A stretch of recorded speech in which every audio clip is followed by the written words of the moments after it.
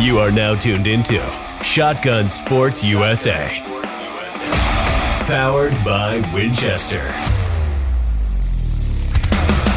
Recorded in the U.S. and streaming all over the world. We talk to shotgun shooters from all disciplines, championship-winning coaches, gun clubs, world-class target setters, vendors, and industry-leading companies that fuel the sport. If you are into clay target sports, you are at the right place for insider information from some of the best in the world every single week. Remember to subscribe to our podcast, leave us a review, and connect with us on social media. You can also catch our episodes on shotgunsportsusa.com.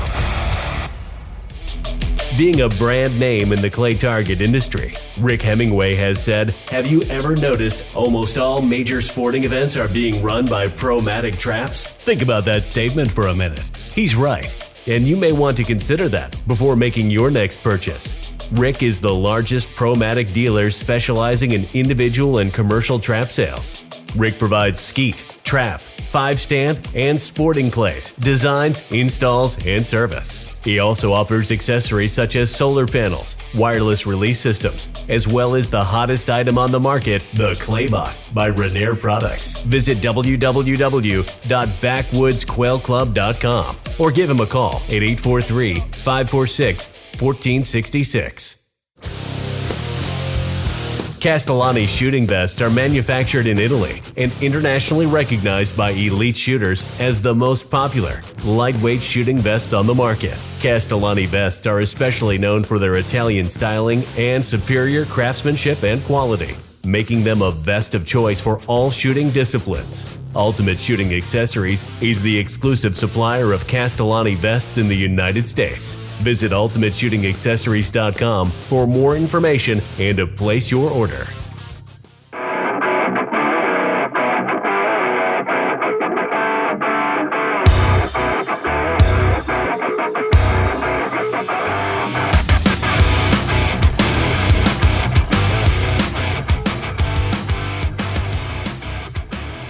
My guest on the show today is a good friend of mine out of Forsyth, Georgia.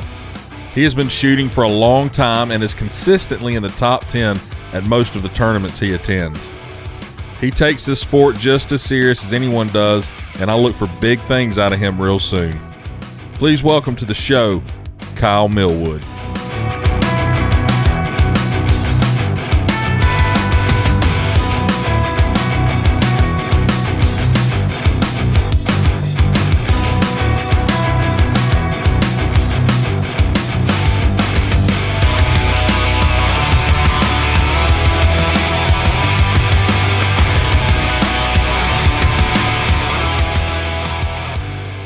Kyle, what's going on? Not a lot. How about you? Not much. We're sitting here going to do a podcast. First one I've done with somebody at my house. You're probably one of the first people I met in shooting. I bought ammo from you and shot with you and traveled with you.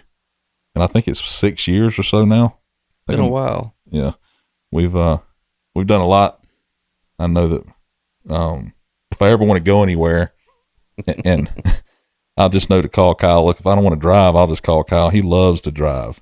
If Andrew's not available. Yeah, if Andrew's not available, we'll get Kyle to drive. We went to Nationals a couple, 2 or 3 years ago, and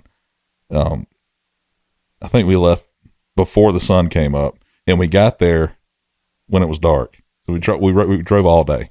I think it was 5 or 5:30 leaving Georgia and pulled up to the house in Texas at 10:45. Yeah, something like that. I wasn't real good with the time. I was asleep the whole time. 28 flats of shells, 6 guns, a golf cart, 100 gallons of fuel. A golf cart on the toolbox. You remember that? Kyle says, we're going to do something different this time. I'm not going to pull a trailer. I'm going to try to save on fuel. I'm going to load this golf cart up in the bed of my truck. All of that. The trailer pulling that far would have been much cheaper on fuel. Would it? Yeah. So doing the math sense, it's definitely better with a trailer. So I was sitting in the passenger seat, Kyle's carrying on conversation, and I just fall asleep. Then he wakes up and says, "You want me to drive?" I'm like, "No, please no, just go to sleep."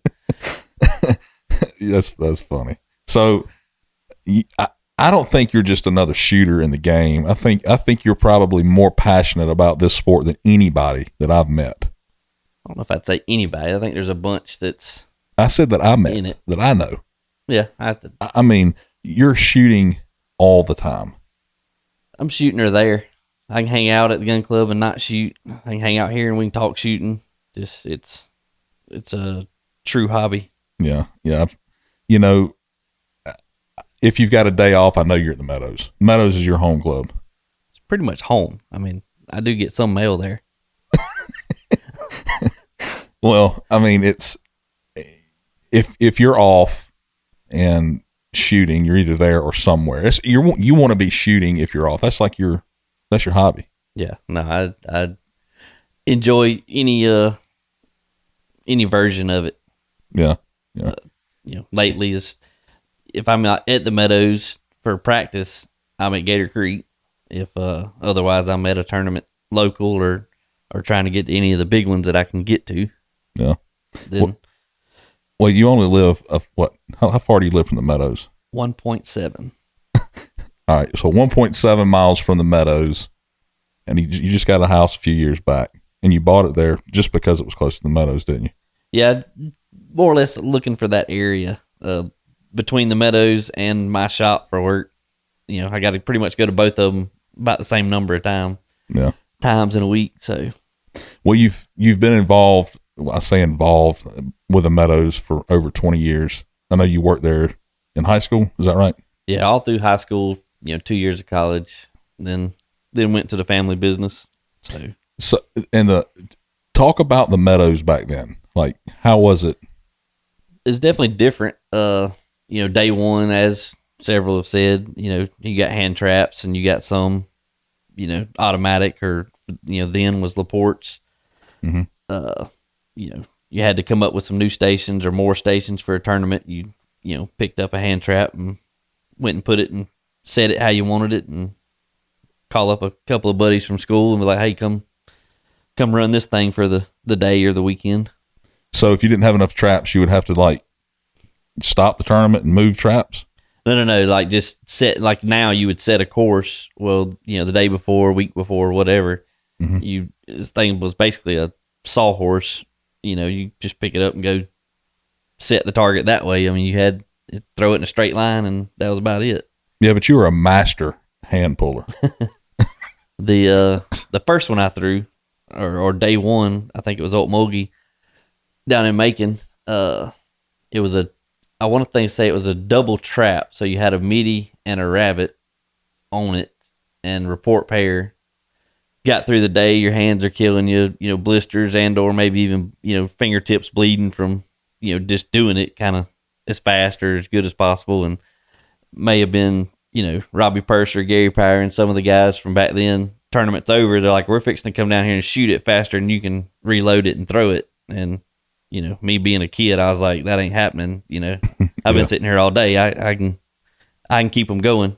Right. So that was the fun of it for me. It's like, all right, I can't shoot with these guys, but I can, throw a bunch of targets real fast. All right. So the guys at the Meadows, go back to the Meadows. Yeah. Pete and Wendy Crabtree, England. I can't think of the club they, worked at or ran there.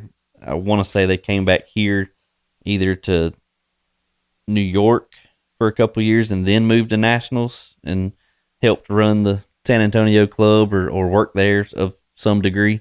And then they, got the management job at the Meadows, and the Open was soon to come thereafter, and, taught us how to work, loading traps, trap maintenance, running, courses or tournaments and such, shooting, giving lessons, had to learn how to shoot left-handed so that we know how a novice or a new guy or lady would feel when they got up there and they've never shot one before. Well, if you've been shooting right-handed all your life since you could walk, hunting and stuff, and now you got to go left-handed, well, it's new. It's real new.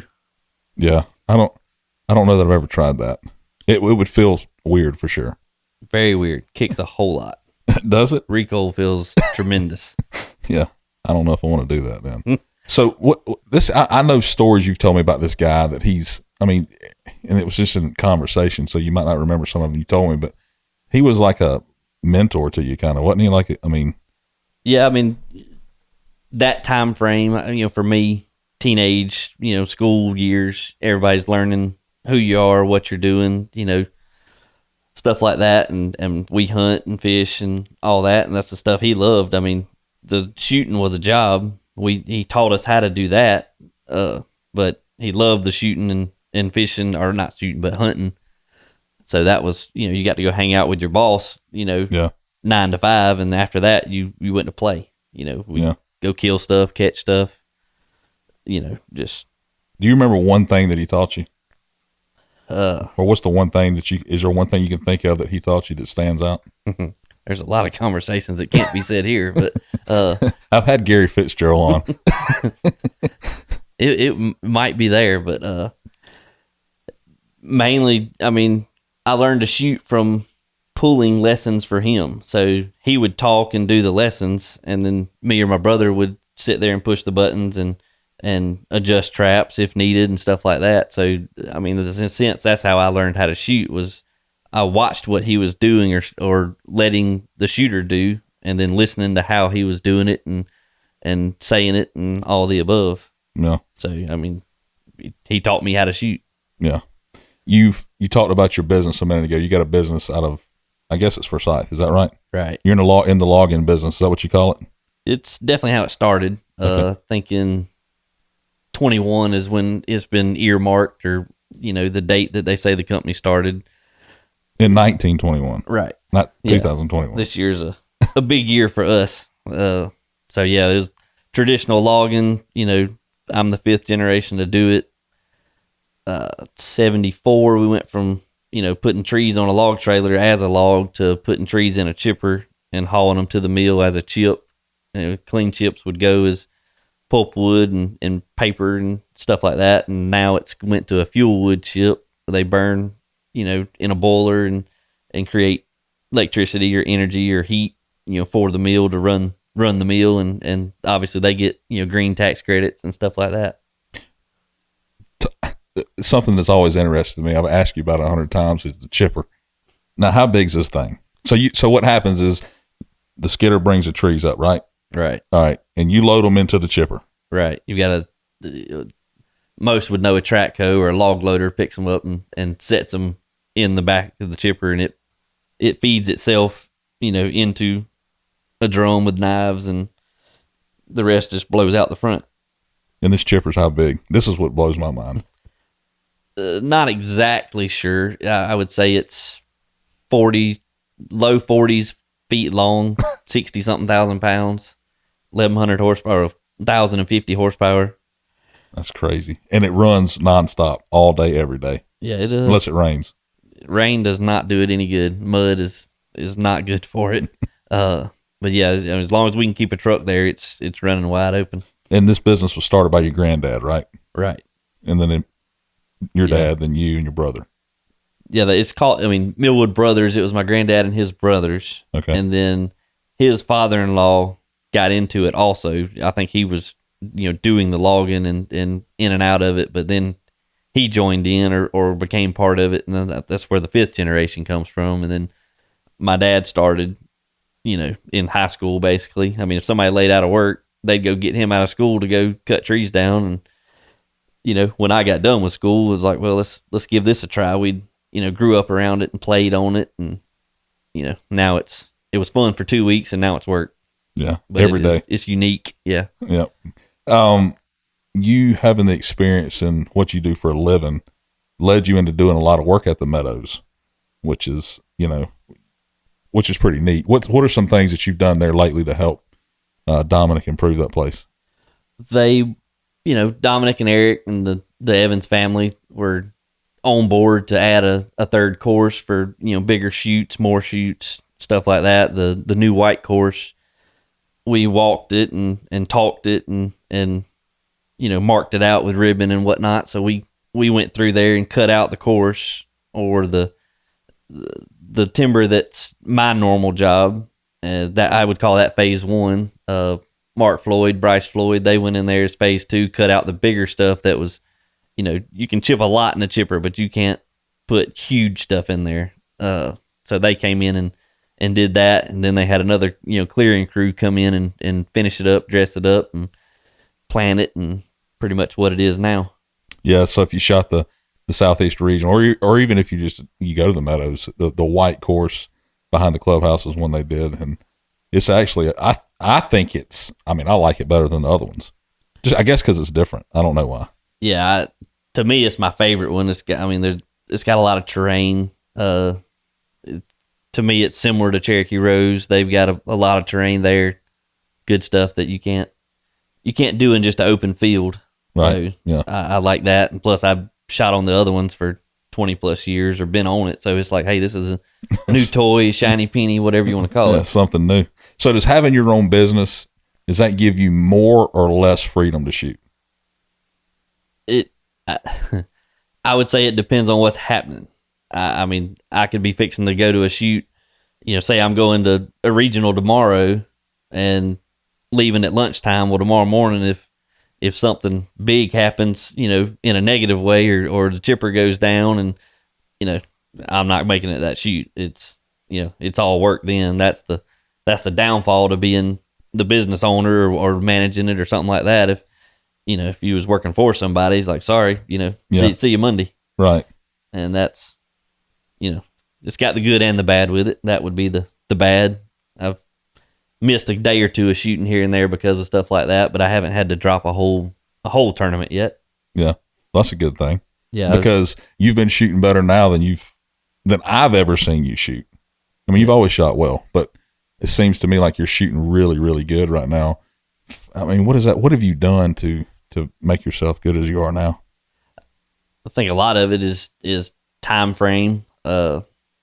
Lots of years around it and shooting and shooting with the big names, and kind of dial in your own gun, and change guns a year and a half ago, roughly. Krieghoff demoed a 34-inch Parkour at Nationals and went out there and shot it with their stock on it, and hit stuff like I've never hit stuff before, and I thought I could hit them pretty good then, and asked if we could put my stock on it, the custom stock, and it fit, and they said it was okay to shoot and whatnot, so went out there and shot it with that and hit them just as good, felt good, and it is a practice course, you're supposed to hit them good and stuff like that, but just it felt right, so I went in there and signed up, and several months later, when they started coming out and being able to get them, got it and dove in.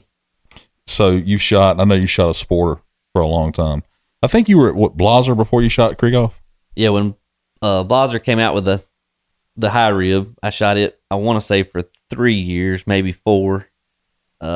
Wanted to go back to what I grew up on. I shot a 682 Gold E Beretta several years, sure enough flat rib, and I was like, well, if I kind of plateaued, I couldn't go any further, just kind of stuck. I was like, I'm going back, to what I grew up on. Went to the Sporter, shot it for several years, and it's great. I still pick it up and shoot it. It's just a touch heavier than what I wanted. Shot the Parkours trying to, fix that, lighten it up, and it was too light. And I think this splits the difference. Yeah. So what's the difference in the 32s and the 34s? Have you had a big learning curve with that or no? I'd say several flats or days or, weeks of shooting off and on, 10 flats, 20 flats, whatever. The perception of lead is definitely different. If you had just call it a 40-yard crosser and it, say it took 5 feet of lead and now it's going to take 2.5. So it lessens the lead. Right. That's what I think. Perception of lead anyway. Everything out there, you can work closer to the target. Yeah. You get all your guns from Kimball. Right. DuPont Krieghoff, which is, she supports you and yeah, I can't say enough, good about her. If I've had a problem or I don't know that I've had a problem, but I had my first Americase from the first gun. Well, went to, put the 34 in there because I opted out of getting the case. Already had one. Well, I didn't check it. I mean, I was fixing to go to a regional and took the gun apart, put the receiver in there, put the fore end in there, put the barrel in there, and it didn't fit. I was like, well, that's good. That's going to be a problem. I got a flight, 7:30 in the morning. Luckily, I had a backup, and she put me in touch with the Negrini case, and it fits and works well. And the first flight, or first nationals, I took a double rifle gun case, through Atlanta, and I almost couldn't hold it up anymore by the time I got there. Well, this one's got a shoulder strap, so you can throw it over your shoulder and walk wherever you want to go, and you don't know it's there. Yeah. So you've had the pleasure, if that's the word. You've had you can hang around a lot of the good guys. You know them all. How do you think that that's benefited you in your career? I mean, good guys. I mean, by the top shooters. Right. You learn so much just by being around those guys. Like, you don't have to be in the conversation, but just being in the group, hearing the conversation. I mean, that's how I learned originally from, listening to Pete give lessons. So I'm soaking it up, all I can get. Mm-hmm. The more you shoot with these guys and even get close to them on the scoreboard and among them, you're like, hey man, I'm doing this. What do you think? And, that's what they did, or that's how they fix it. I mean, most of these guys give lessons and they know how to fix the things that I haven't thought about. I just notice it and aware of, like, that's the issue I'm having at that point in time. And, a 5-minute conversation can fix that, Tell the story about you and Anthony. Yeah, we were at the Open, little golf cart question. I'd, come off the course, and I don't even remember what I was doing. It was a repetitive problem. Definitely not my best tournament or showing. And I said, hey, you got 5 minutes. I got a question I want to ask you. And so we sat there and chatted, and it wasn't an immediate fix, but within a week or so, go home and practice and knock it out, and done deal. Yeah. Had years of shooting with Kevin and learned a bunch from him.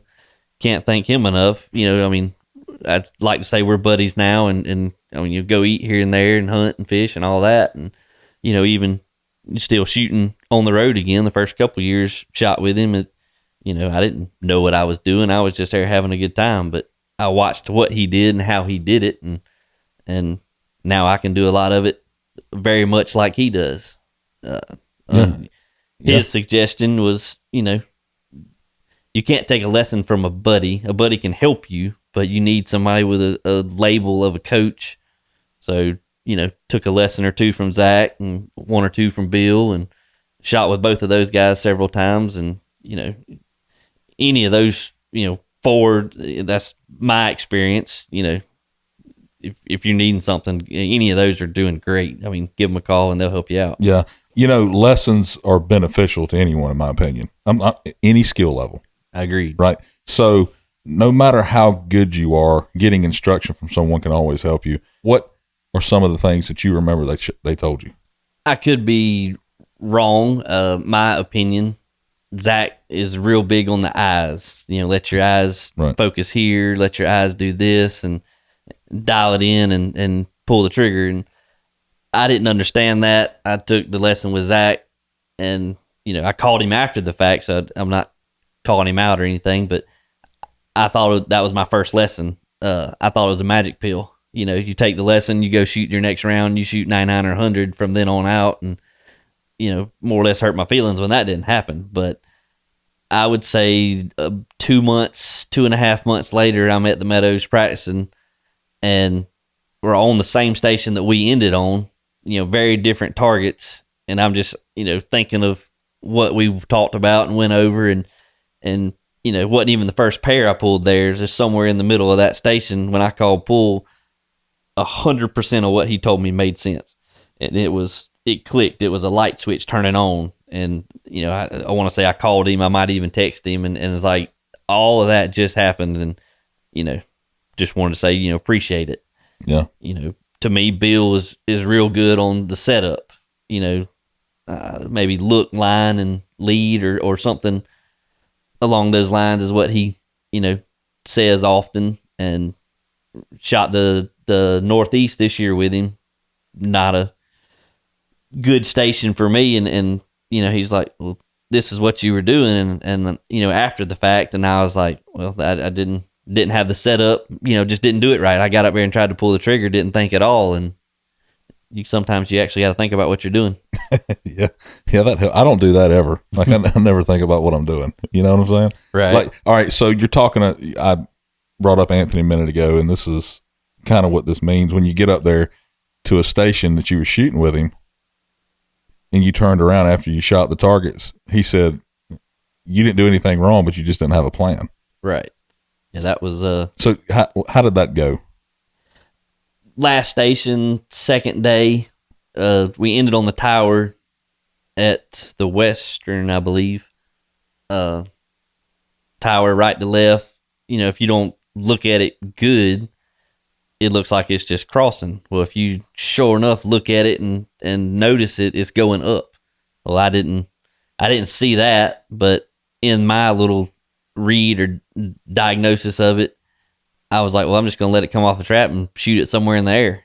And as you call pull, you're like, where, which one, it was troop air, which one are you going to do, which way and all that. And he said it was like somebody poured water on you. You just saw the panic go over. You didn't have a plan. You're undecided.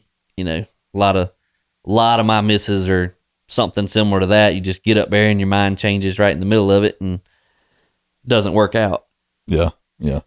So his point really was to have a solid plan when you get in there. Right. If nothing else, have a plan and stick to it.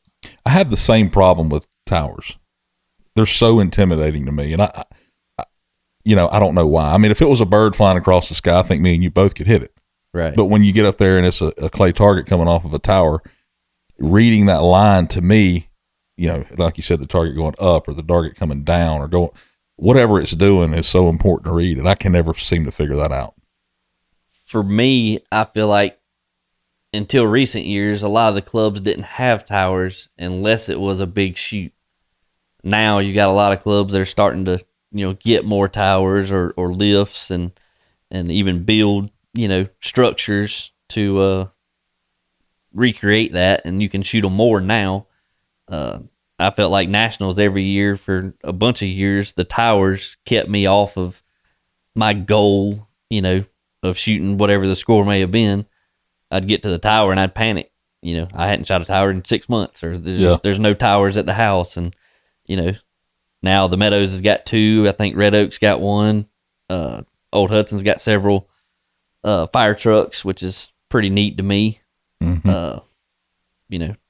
Cherokee's got the covered 5 stand. They got them throwing over it and all the above. So there's several options around here to shoot towers. Yeah, now it's, I hate to say common, but it's much more common than it used to be. Yeah. You brought up Kevin DeMichael a minute ago. How did you two meet? I know you're both from Macon, but how did you two meet? There used to be a skeet and eat on Wednesday nights down at Okmulgee.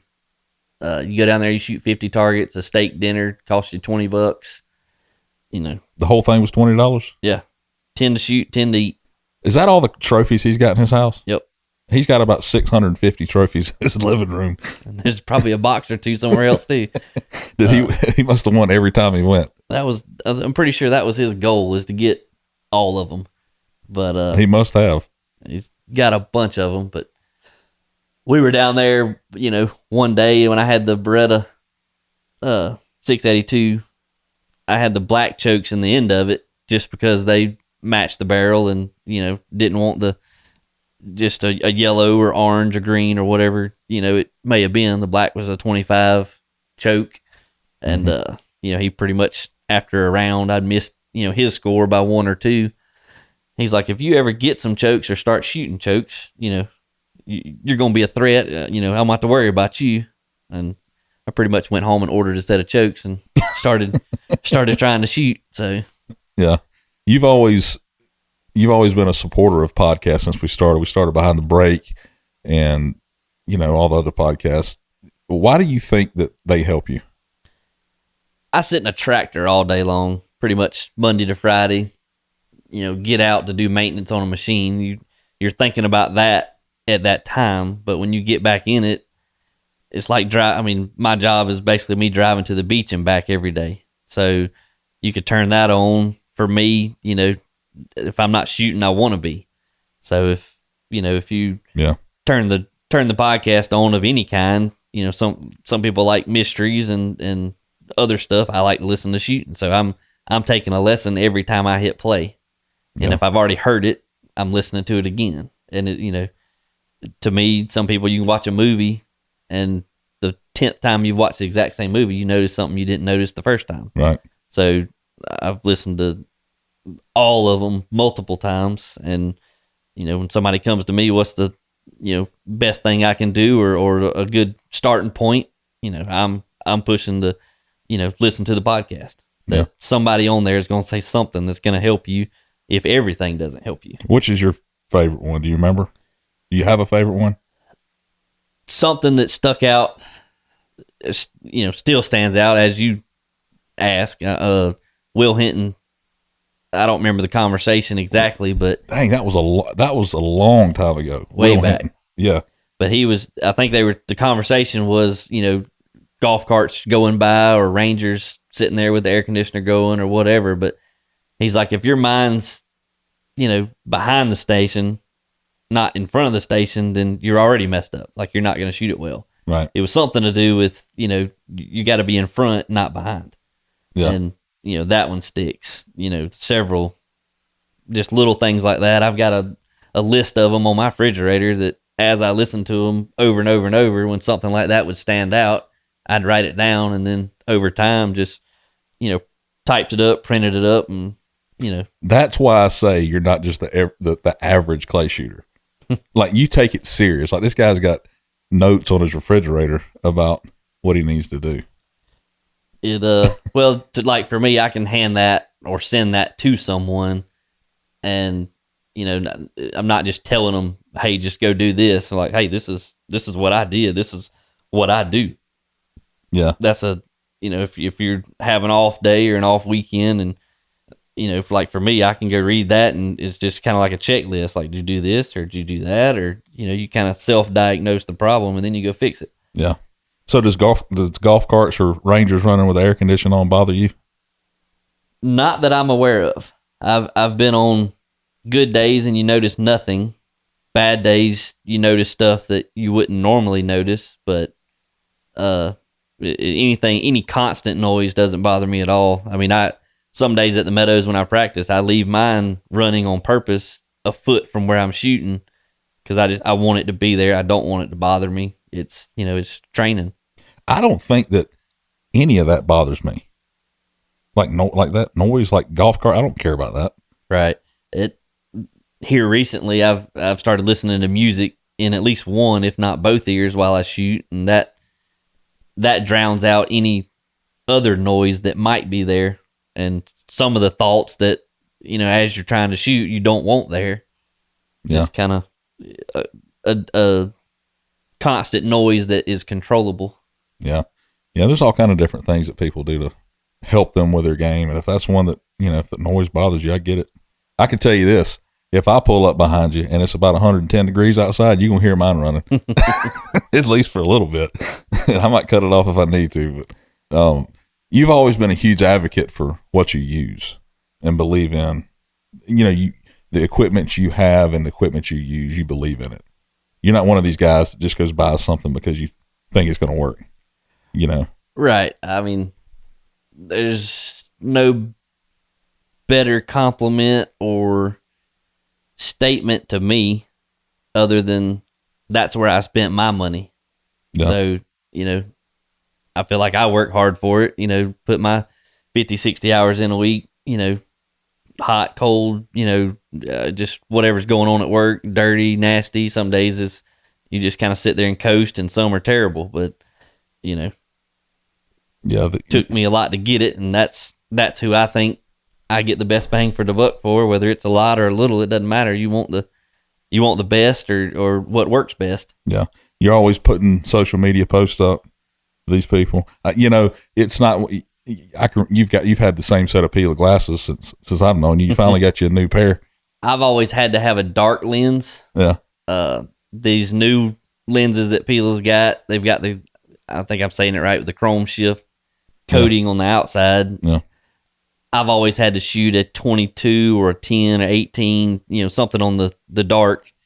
I can go shoot a 60 now with that chroma shift on it, and it'd be a bright day, and it's not too bright, and if not, I can drop back to a 40 something or 30 something, and kind of dial it in where I want it to be. Whereas before, I just kind of had to deal with it. And do you think that people look too far into the lens colors and options? I think if you get them all, you're never going to know what works best. Yeah. If you get a little of this color and that color and maybe, reds, blues, orange, green, whatever color they may be, you can kind of dial in what you like to see stuff as, whether it's the background or the target, or, you're sighting, you're training yourself, or you're seeing what your sight picture is the way you want to see it. What's your go-to lens? Right now it's somewhere 16 or the 18 that they've got. I shot the 18 for a while with the other ones, so it's kind of feels like home, but I've had several days that I've shot with that 16, and it's nice too. Do you feel it's important to stick with what you know versus changing all the time, like some people do? I would rather you find something that works and stick with it, and kind of in practice maybe venture out and see how it works. Then don't just go dive in and hope for the best. Yeah, it seems like every time somebody changes something, not necessarily lenses, but you change a gun, it seems like they take a step back. I mean, we talked about Pete earlier. Pete Crabtree, lessons, medal winning shooter from way back, and I'm not doing that justice, and I know that, but he said if you change anything about your gun, it takes 6 months to learn it. Change the weight, change the barrel, change the grip, stock, or just change a whole new gun altogether. It's going to take you 6 months for that to be a part of you. And nowadays you've got to be perfect or extremely close, more so than I think back then, but yep. you gotta dial it in and have it right. Yeah. We talked earlier about you the past couple of years, you're really picking it up.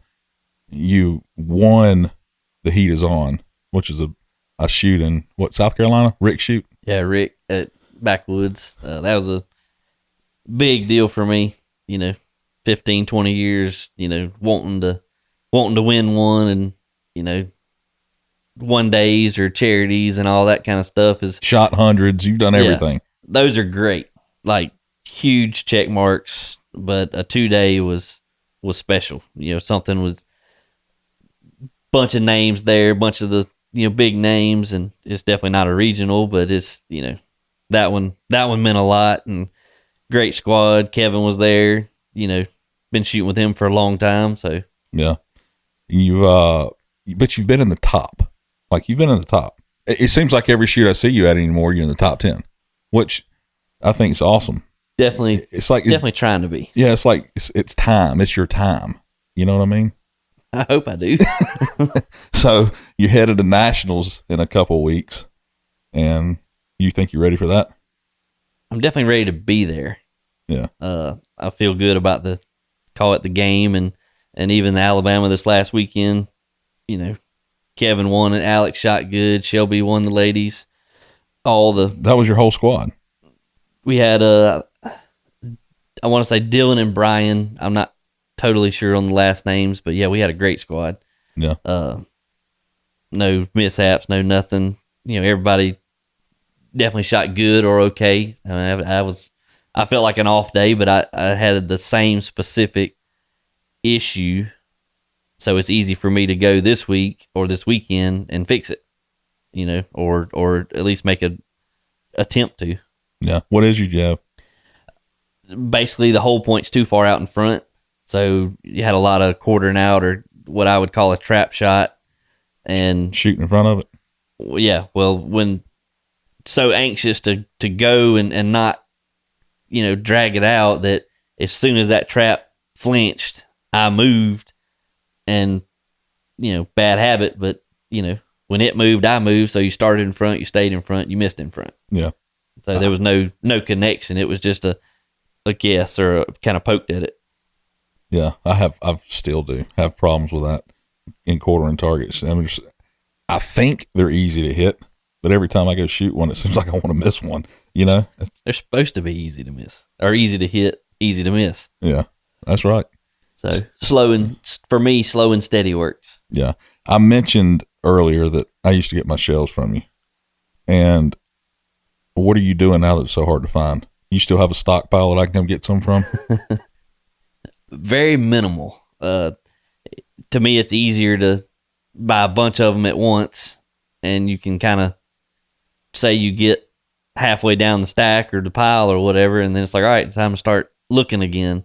And I don't have to go every weekend or every other weekend and go try to find shells. It's, at some point you're going to find them, and there'll be, 10 flats, 20 flats, 30 flats. It might be 2, but need them or not, if you can, I'd get them and, put them in the garage or whatever and start the process. And yeah, just makes it easier to grab and go shoot when I know it's there, and kind of manage what I've got that way, rather than spend half a day trying to find shells and then you don't get to shoot at all.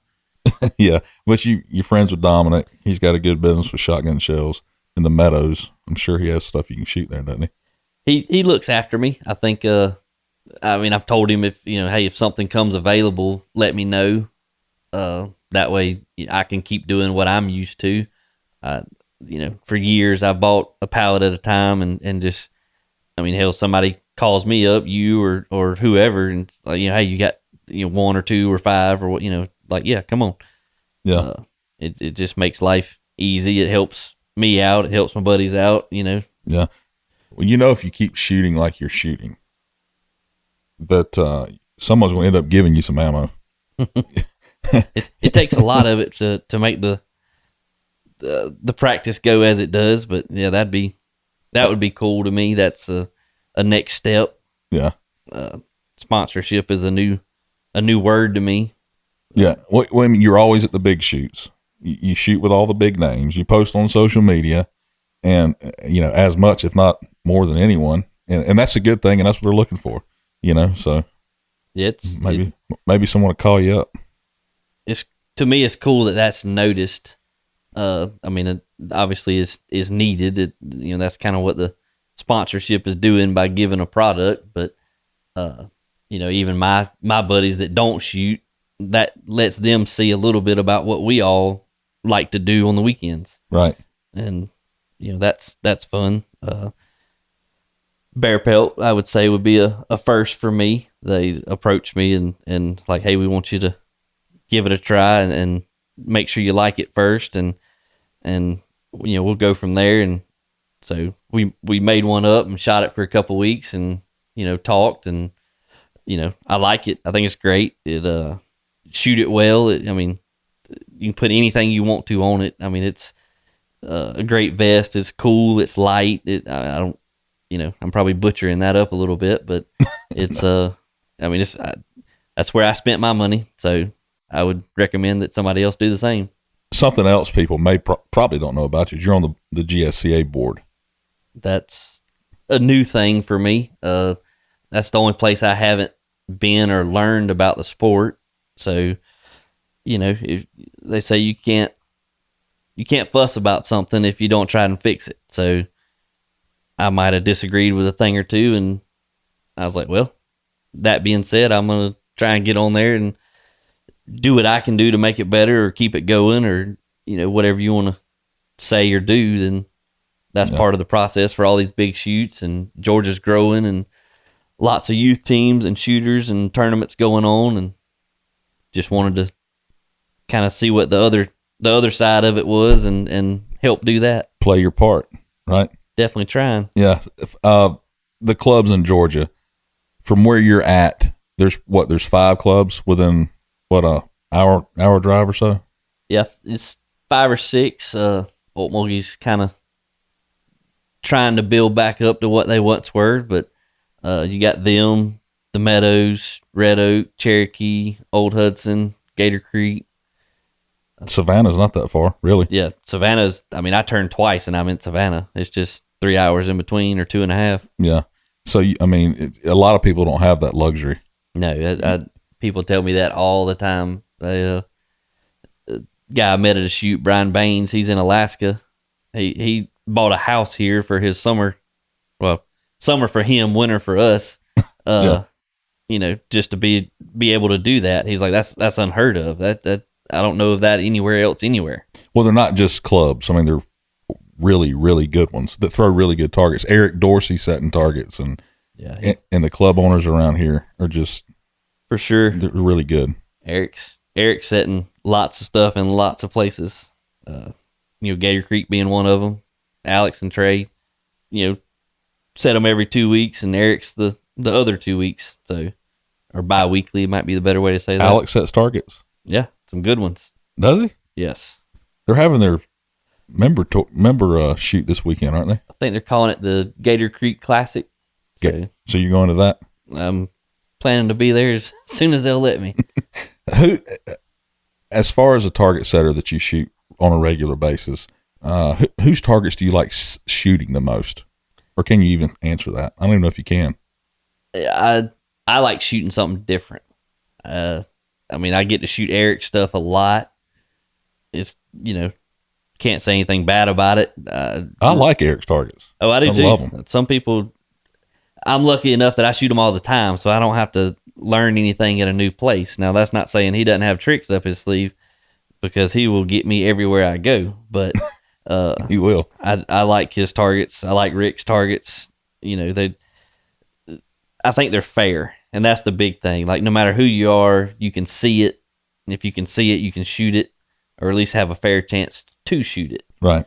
And that's a big thing. I've been at places where that wasn't a thing. You either couldn't shoot it, or you were rushed on a pair, and you didn't even have a chance to shoot the second one, or you shot the first one so fast that that wasn't even a fair attempt. Right. just to get a shot off at the second one. And that, that's hard for somebody who's learning it or wanting to learn it. They're enjoying it, but they're not at the top and wanting to compete. They're just wanting to go out there and have a good time. Well, missing, 10, 20, 30 targets in a row is not fun. No. So you're kind of running people off at that point. A lot of these guys say, I'm going to give you one and I'm going to make you shoot at the other one. So that's, either way, you're, the new guys are getting to break something and see what the big stuff is at the same time. Yeah. I think that being able to shoot targets like Rick Hemingway's and Eric's and, some of the other guys that set targets in Georgia help you out throughout the country, because I think they throw just as good a target as anybody does. For sure. You know what I mean? It's... Or they're at everywhere else in the country. Right. Yeah, that's probably true too. So, and I didn't know that Eric set targets around like he did. You was just telling me that earlier. I didn't know that he traveled like he did. He's the hardest working person I know. Him and Bryce Floyd, they don't have a day off. If they're not doing one thing, they're doing another. What about Bryce Floyd? He's working hard now? That's what they tell me. No, he's giving a bunch of lessons, works family business, one or two of, and then full-time student, and, he works and sleeps, and that's about it. Well, that's good. Bryce is he's always been a good kid, I don't know if you can call him a kid anymore, but. No, he's one of us. He's growing up. Yeah. Got we can stuff talk to do. We can talk bad around him now, can't we? So, you've been shooting pattern stocks for a long time. You've shot pattern stock on your Sporter. Either 5 or 6 years now. Thought you were gonna build a final for that gun. Then you get the parkour. Right. You have another pattern stock, which I think is an interesting story in itself on how you got that pattern stock for your parkour. Yeah, so it's obvious Kevin, Alex were all, shooting buddies and all the above. So the one that's on my current parkour was Alex's sporter, and Kevin's went back and forth between a barrel or two, high rib, sporter rib, and then now he's back with what I think is his best option. Right. So anyway, he got it from Alex and, whittled on it, played, with it, got it where he wanted it, and thought it might have been a little low for him. Gave it back to Alex, put it in the closet, whatever it may have been. I get this one, and I'm, I got mine with the measurements I want off the rib. I don't want to touch that one, but I kind of know what I want, and, stuff like that. So I got that one from, Kevin and Alex, and put it on the kitchen table. I don't have a drop stick, so I just measured both guns, and the comb is exact. So I was like, all right, well, that's the sight picture I want to see. Now all I got to do is play with the grip a little bit, and, time or two with some files from work and pocket knife and, Dremel tool and stuff that you're not supposed to use on one. And Jim's probably he's like, busting a little bit. Yeah, what in the world? But, I got it close and talked with him a couple of times, and, been looking for a piece of wood over and over and over. And I guess last year at Nationals, walked by, his table set out there in the sun, and one of them just shined the right way at me. And I was like, all right, that one right there that's it. Been looking at them for a year or 2 years prior to that, and just nothing stood out. And that one did. Yeah. And he's building it right now. I'm hoping it'll be at Nationals or a little before, a little after, but it's, if it's not finished being built, it's close. Are you going to shoot it if it is at Nationals? That's probably the worst question ever. I would be scared to death to shoot it and scared not to, because I think it's much better than what I've got, even though that, he made what I have and adjusted it, and I adjusted it, and this one's a better version of all of that.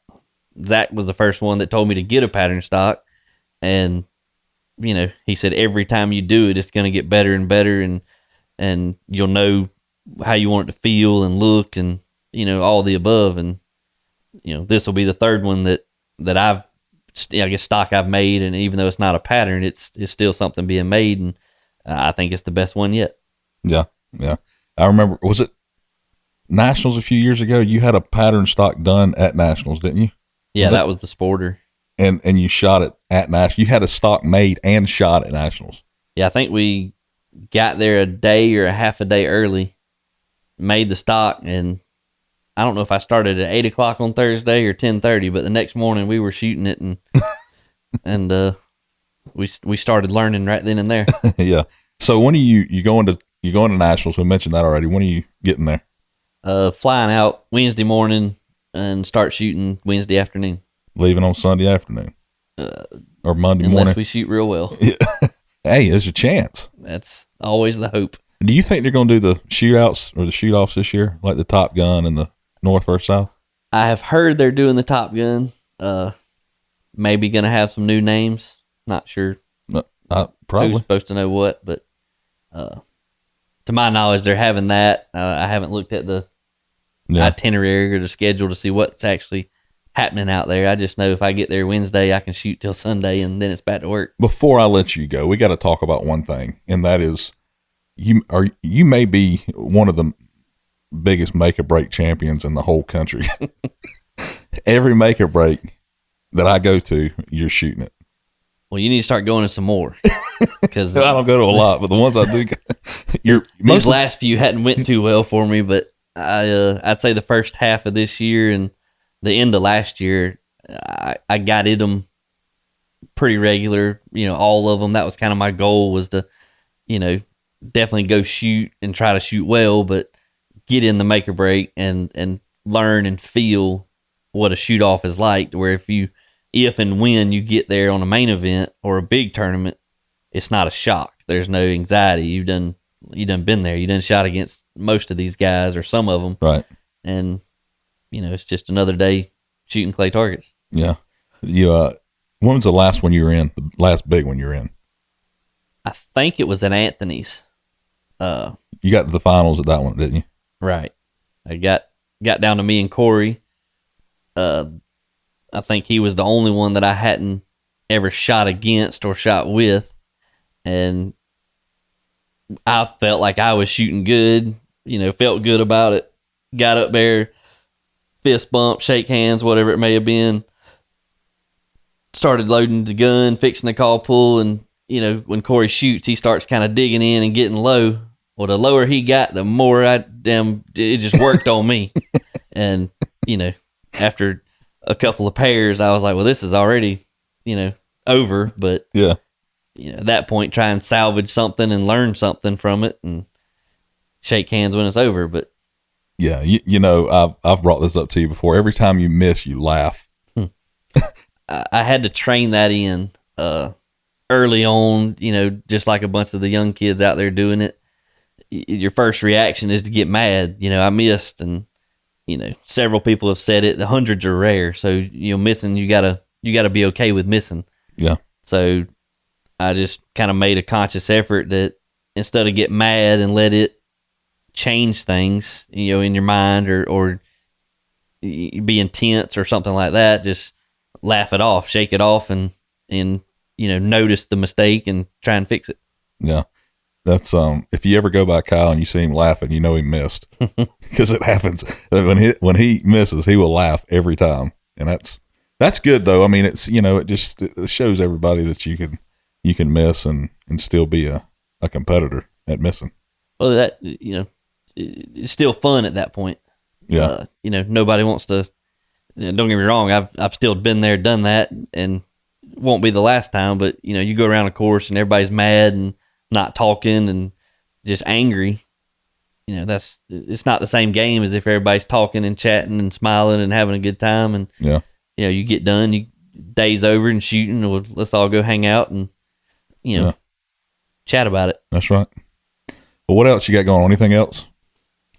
Not that I know of. We go shoot with Gator Creek this weekend, and kind of as a warm up or a training deal for nationals, and then I got I think a free weekend between now and then, and that'll really be when I try to get where I want to be and make sure it's right, and then fly out the next Wednesday. All right, well, I'll let you go. I know we've been sitting here talking and having a good old time, and I appreciate you coming on, and I guess we'll probably see you at nationals, or I know I will.